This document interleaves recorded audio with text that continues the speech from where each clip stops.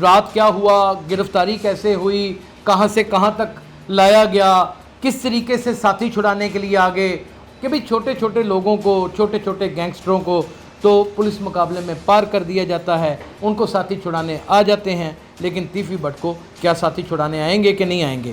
ساتھی بھی آئے چھڑانے کے لیے اور تیفی بٹ اپنے انجام کو بھی پہنچا. جب بلاج اقبال بلّہ کے بیٹے کی شادی کے اوپر, اس کے رسم ولیمہ کے اوپر جاتا ہے تو وہاں پر ان کے ساتھ شکیل بٹ بھی ہوتے ہیں, ان کے ساتھ ان کے دوست احباب بھی ہوتے ہیں. وہاں پہ مظفر حسین ایک ایسا شوٹر جو تیفی بٹ کا ہائر کیا ہوا شوٹر تھا, وہ وہاں پر باقاعدہ طور کے اوپر اس کے اوپر فائرنگ کر دیتا ہے اور اس کو جان بحق کر دیتا ہے. جو بلاج کی دوستی کے اندر چھپا ہوا ایک سانپ تھا وہ مخبریاں تیفی بٹ کو دیتا رہا اور تیفی بٹ کی لوکیشن بھی اس کے پاس نظر آئی. اب معاملہ آگے چلتا ہے تو ایک قتل سامنے آتا ہے جو تیفی بٹ کا بہنوئی ہے جاوید بٹ, ان کا قتل ہو جاتا ہے اور وہ ایک بڑا تاجر گنا جاتا ہے. اس قتل کے بعد بھی ایک گینگ وار کی لہر چھڑ جاتی ہے اور افواہیں پھیل جاتی ہیں کہ لاہور کے اندر گینگ وار چھڑ جائے گی. اور جب بلاج کا قتل ہوتا ہے ظاہر ہے اسی وقت ہی خواجہ طریب گلشن عرف گوگی بٹ جو ہے وہ منظر سے غائب ہو جاتے ہیں اور وہ باقاعدہ طور کے اوپر ملک چھوڑ کے بھاگ جاتے ہیں. باہر تو تیفی بٹ پاکستان آ گیا, وہ کن سرکمسٹانسز میں آیا, کن کے لیے نہیں آیا, یہ قابل ذکر اور قابل بحث بات قطعی نہیں ہے. وہ دبئی سے, کینیڈا سے دبئی جاتا ہے, دبئی سے لاہور آتا ہے یا کراچی آتا ہے اور باقاعدہ طور کے اوپر رحیم یار خاں میں اس کا یہ انکاؤنٹر نہیں ہوتا, اس کو ساتھی چھڑوانے آ جاتے ہیں. اب تیفی بٹ کے معاملے میں ساتھی چھڑانے آئیں گے تو بھیا ساتھی چھڑانے نہ صرف آئے بلکہ انہوں نے اپنی گولیوں سے تیفی بٹ کو بھون دیا. میرے تو کچھ ذرائع یہ بھی بتاتے ہیں کہ باقاعدہ تیفی بٹ صاحب نے وہاں پر, اب اللہ کو پیارے ہو گئے ہم کیا کہہ سکتے ہیں, معافیاں مانگی کہ مجھے نہ مارا جائے. جو وہ چھڑا کے لے گئے ساتھی تو پھر انہوں نے معافیاں مانگی کہ مجھے نہ مارا جائے. یہ پتہ نہیں صحیح اطلاع ہے غلط ہے. D S P crime control department کے ان کو آرڈر دیے جاتے ہیں کہ ان کو لے کے آئیں, وہ لے کے آ رہے تھے اور پھر ظاہر ہے مقابلہ ہوتا ہے, اندھا دھند فائرنگ ہوتی ہے, ایک دوسرے کے اوپر گولیاں چلتی ہیں.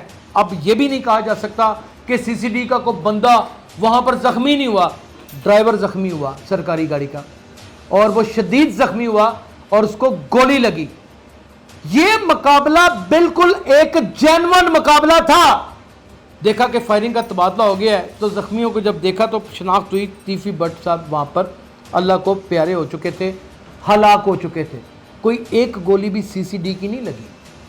یہ ساتھی چھڑانے جو آئے تھے ان کی گولیاں لگی تھی کہ وہ ساتھی گوگی بٹ, جاوید بٹ کے بیٹے اور ان کے قریبی عزیز رشتہ دار ہوں گے. حیرت میں مبتلا کر دینے والی بات ہے کہ گوگی بٹ اپنے 30 سال کے کیریئر میں کہیں بھی آپ کو میڈیا میں نظر نہیں آیا, لیکن انہی 2 4 5 دنوں میں اس نے پریس کانفرنس کیوں کی. ناظرین گرامی, قبل آپ سے ایک گزارش ہے کہ ہمارے چینل کو سبسکرائب کر لیں.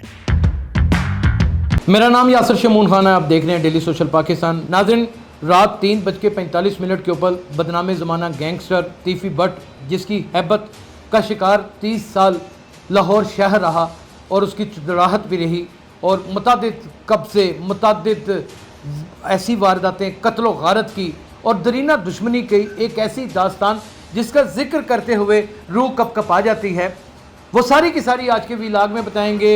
رات کیا ہوا, گرفتاری کیسے ہوئی, کہاں سے کہاں تک لایا گیا, کس طریقے سے ساتھی چھڑانے کے لیے آگے, اور یہ سوال جو عوام الناس کا سی سی ڈی سے تھا اور کچھ وکلا کا بھی تھا, ظاہر ہے معروف وکلا کا تھا کہ بھئی چھوٹے چھوٹے لوگوں کو, چھوٹے چھوٹے گینگسٹروں کو تو پولیس مقابلے میں پار کر دیا جاتا ہے, ان کو ساتھی چھڑانے آ جاتے ہیں. لیکن تیفی بٹ کو کیا ساتھی چھڑانے آئیں گے کہ نہیں آئیں گے؟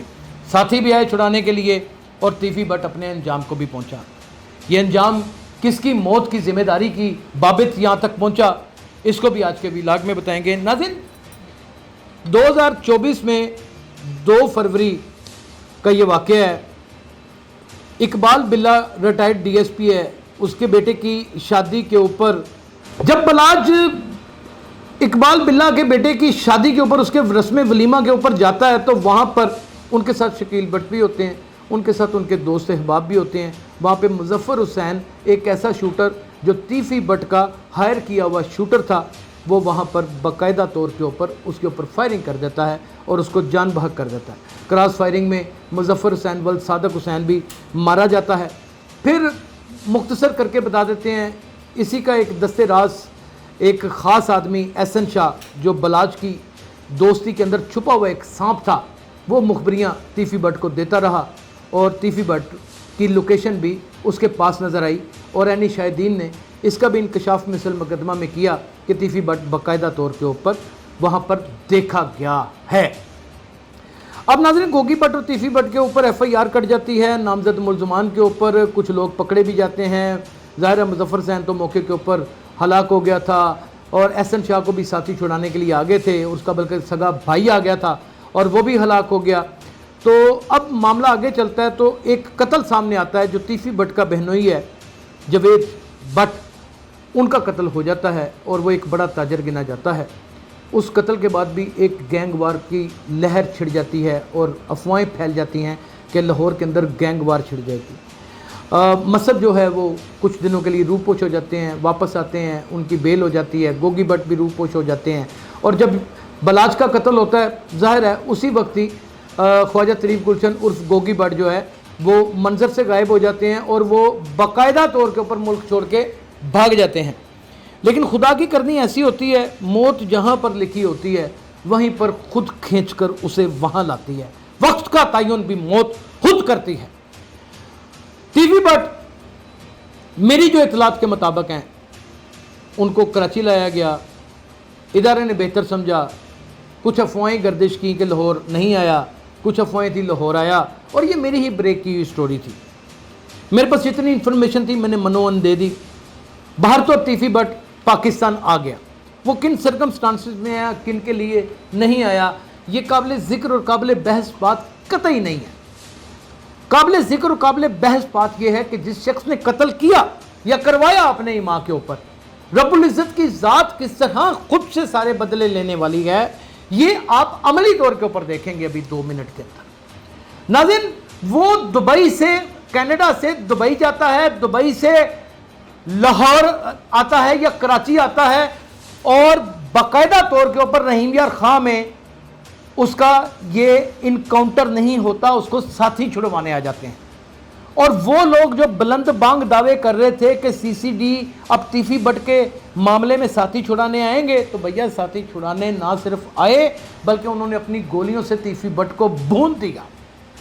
میرے تو کچھ ذرائع یہ بھی بتاتے ہیں کہ باقاعدہ تیفی بٹ صاحب نے وہاں پر, اب اللہ کو پیارے ہو گیا, ہم کیا کہہ سکتے ہیں, معافیاں مانگی کہ مجھے نہ مارا جائے. جو وہ چھڑا کے لے گئے ساتھی تو پھر انہوں نے معافیاں مانگی کہ مجھے نہ مارا جائے. یہ پتہ نہیں صحیح اطلاع ہے غلط ہے, میں نے آپ کے سامنے رکھ دی ہے. حسنین حیدر ہیں D S P crime control department کے, ان کو آرڈر دیے جاتے ہیں کہ ان کو لے کے آئیں.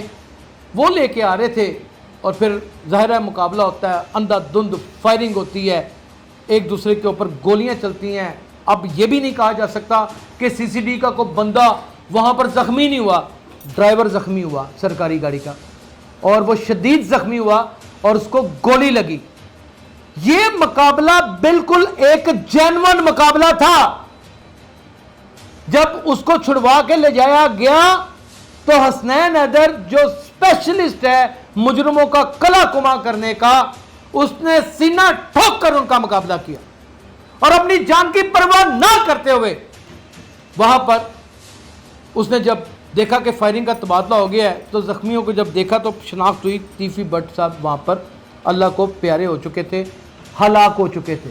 کوئی ایک گولی بھی سی سی ڈی کی نہیں لگی, یہ ساتھی چھڑانے جو آئے تھے ان کی گولیاں لگی تھی. اور میری ایک مصدقہ اطلاع پہلے ہی ایسے بریکنگ نیوز بھی لے لیں کہ وہ ساتھی گوگی بٹ, جاوید بٹ کے بیٹے اور ان کے قریبی عزیز رشتہ دار ہوں گے. یہ میری اسیسمنٹ ہو سکتی ہے. گوگی بٹ ناظرین گرفتار ہو چکا ہے اور ڈیفنس سے گرفتار ہو چکا ہے. اس خبر کو کچھ جٹلانا چاہے تو بے شک جٹلا لے, میری انفارمیشن ہے, ممکن نہیں کہ میری ساری انفارمیشن صحیح ہوں, لیکن ابھی تک کی جو انفارمیشن ہے اس کے اوپر الحمدللہ مجھے پورا یقین ہے کہ وہ گرفتار ہو چکا ہے. ناظرین, کس طرح وہ دبئی سے کراچی پہنچا, کس طرح رحیم یار خان پہنچا, اور کس طرح اس گاؤں میں پہنچا جہاں پر اس کی یہ موت واقع ہونی تھی تیفی بٹ کی. اور دوسری جو سب سے حیرت میں مبتلا کر دینے والی بات ہے کہ گوگی بٹ اپنے 30 سال کے کیریئر میں کہیں بھی آپ کو میڈیا میں نظر نہیں آیا, لیکن انہی 2, 4, 5 دنوں میں اس نے پریس کانفرنس کیوں کی, یہ سمجھنے کی بات تھی.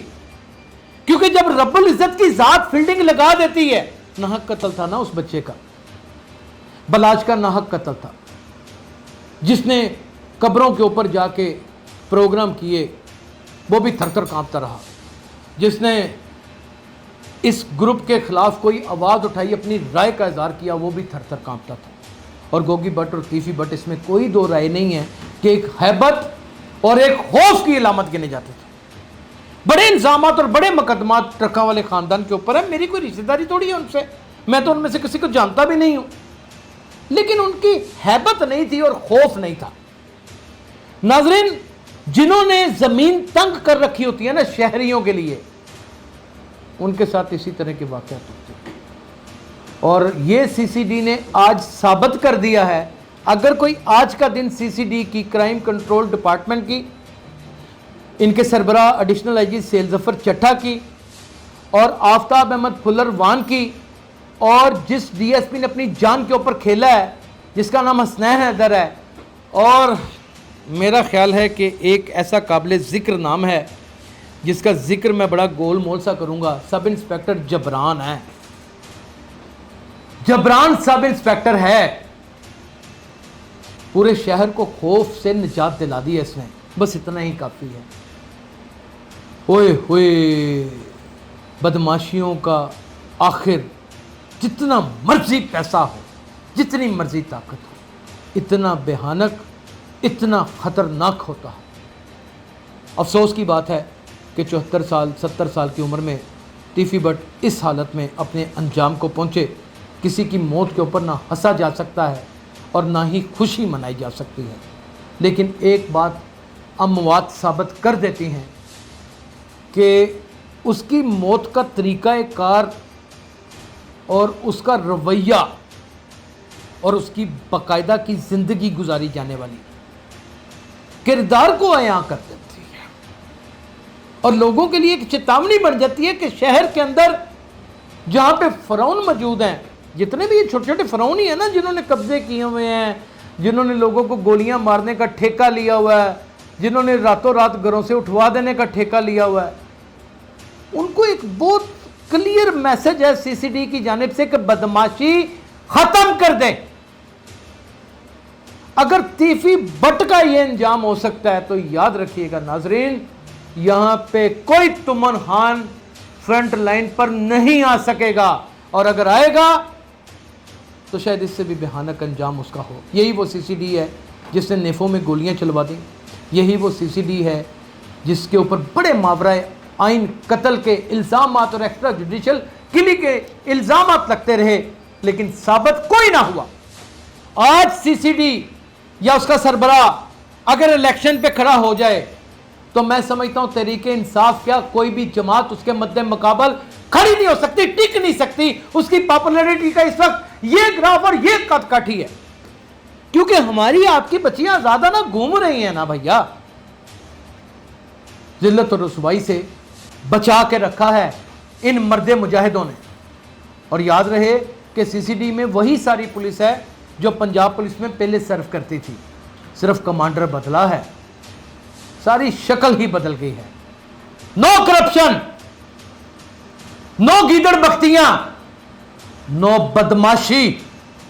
یہاں پہ صرف امن و امان کا راج ہوگا, یہاں پہ ہر شخص ایک دوسرے کی عزت کرے گا, گورے کو کالے کے اوپر کسی قسم کی فوقیت نہ ہوگی, امیر کو غریب کے اوپر کوئی فوقیت نہ ہوگی, اور ہر شہری آزادانہ زندگی گزارے گا. جیسے جیسے انفارمیشن میرے پاس ڈیلیور ہوتی چلی جائے گی انشاءاللہ اب اس انفارمیشن کو لے کے آپ کی خدمت میں پیش ہوتا رہوں گا. اپنا بہت خیال رکھیے گا. اللہ حافظ.